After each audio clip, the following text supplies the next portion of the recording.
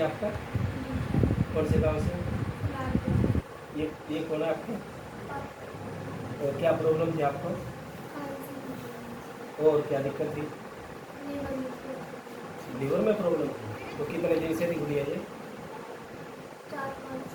4-5 साल से। फिर काफ़ी दवाई ली होंगी आपने, आराम नहीं हुआ कैसे? फिर हमारे यहाँ से क्या प्रोडक्ट लिया आपने? कफनील, लीवोगेन, 95। ये किसने दिया आपको? जसविंदर जी ने। तो अब आपको क्या से फील हो रहा है? ठीक है। कितना ठीक हो आप?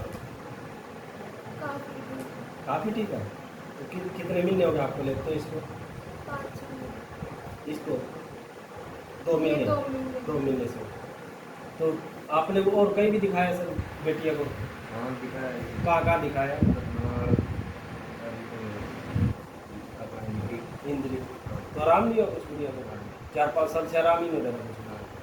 तो आप खुश हो आप? हाँ ठीक है।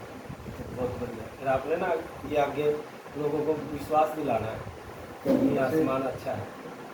एक बार हो गया। हाँ बिल्कुल बिल्कुल। बहुत बढ़िया।